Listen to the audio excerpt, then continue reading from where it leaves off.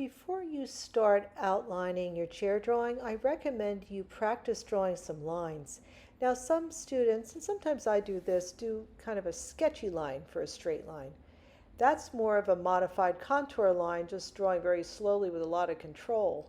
And some people kind of use this like kind of jagged pull. But this is what I'm going to recommend, and I want you to do this exercise. Draw an X at one side, X on another side. Look at your end point and as you pull your line. So you draw an X, another X, stare at the end point, and pull your line across, just like that. Please practice that before you start your chair drawing. Do a lot of them. So with this chair drawing, as I clean it up, you're going to see me using different types of methods to draw my straight lines. Now here I'm kind of swinging my pencil with my thumb and my second finger. And I do a lot of that kind of pulling fast. Now, as I'm drawing, I want you to understand that I have sped this video up. So it's about 1.5 times faster than I normally draw. So now I'm really working on cleaning up the lines, and I'm working on the lines that I feel like should be the strongest and the darkest, because they're the lines that are closest to me. And you want to make those lines darkest, whatever lines are closer to you. You know, and look at the chair that you're drawing, and you'll see which edges should be darker. Okay, so now I'm working on that front leg of the chair and kind of the bend around the arm.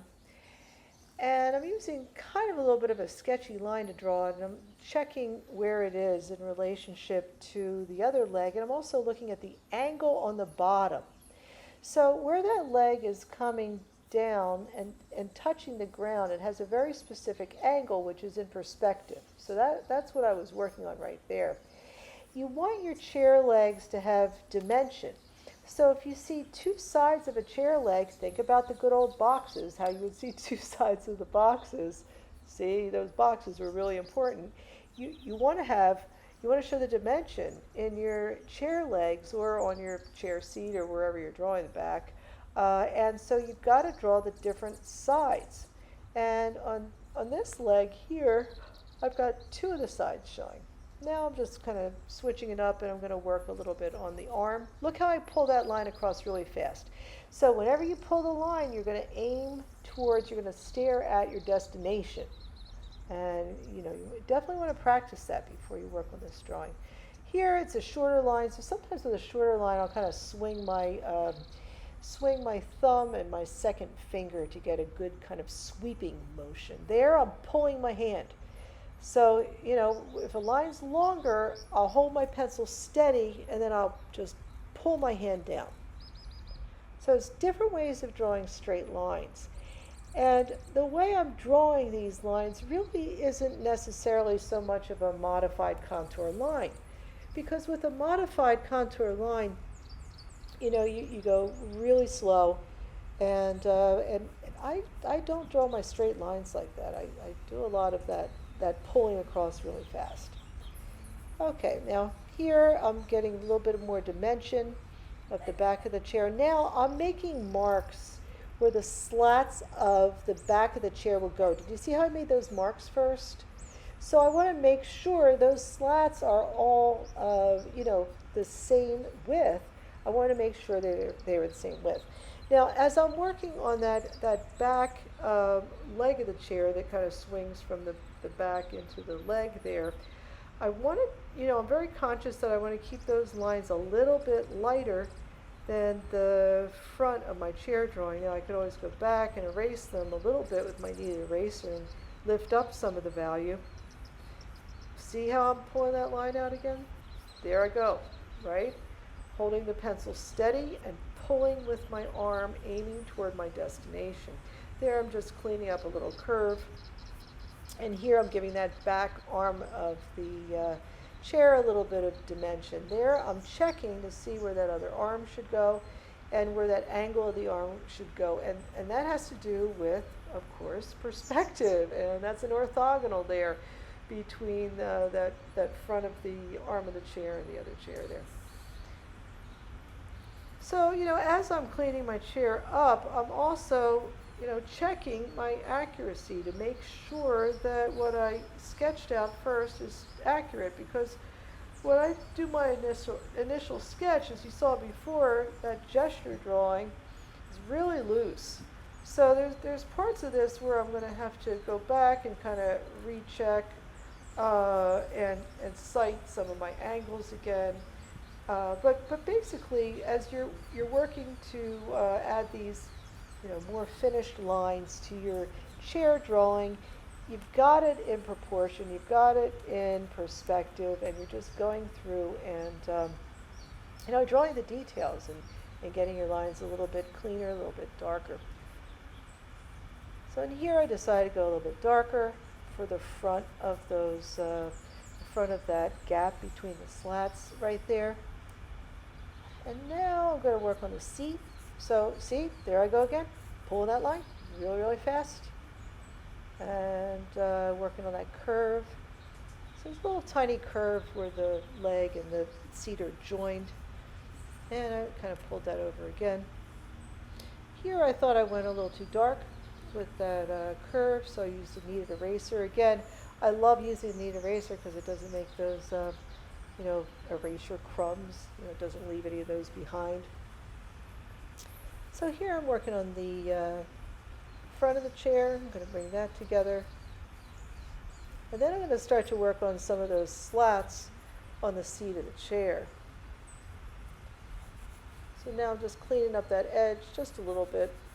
Now for these drawings, you'll notice that I don't erase all my sighting lines, and I don't want you to erase all your sighting lines. Now it's fine if, as you're working on this final drawing and adding these lines, if you want to, kind of clean up the lines that you're drawing right now a little bit, but please do not go back and erase your sighting lines. That is part of this drawing assignment, to have those, to have your process show.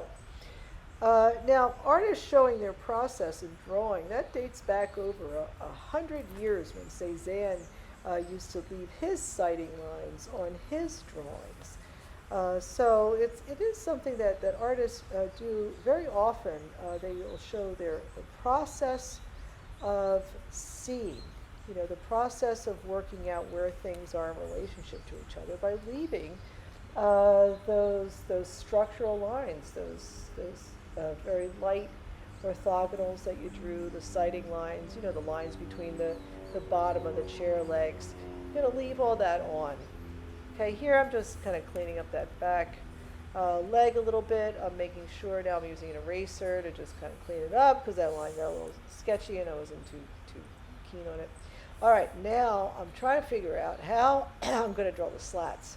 So what I figure is I'm going to place those slats in relationship to the chair. Then I just went back and I remembered, oh yeah, I've got to put on the bottom of that leg before I forget it. And all right, now back to the slats. So I'm looking at where they are in relationship to that front leg of the chair, and I'm drawing through the front leg of the chair, so I have one good continuous line. And then, as I stepped back and had a look, I discovered that those lines were at a slightly more steep angle.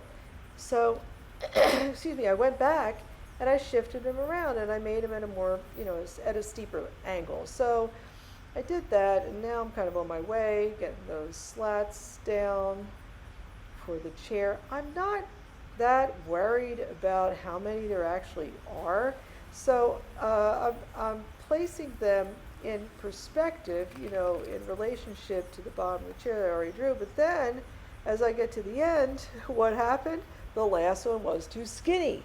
So I had to kind of go back, as you can see, and rework them and resize them because, with a chair, you've got to make sure if the slats are all the same width, you've got to make sure that in your drawing, the slats appear to be pretty much the same width, even though you're making, you're making this freehand drawing, right?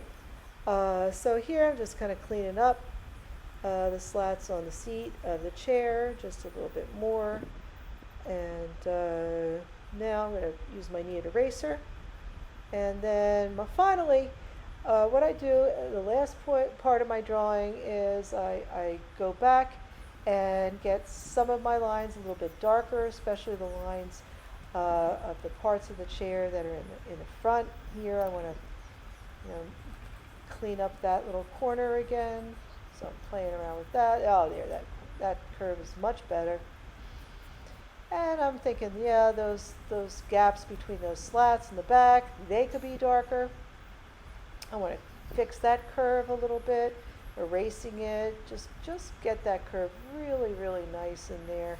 So fixing that up. And almost finished with this drawing. Now, after I stepped back and looked at this drawing, I discovered that the back leg was a little too short. So now when you look at my finished drawing, you'll see that I lengthened the back leg just a little bit. And I made some small adjustments on my final drawing, as I stepped back and had a good look. And I suggested you do the same.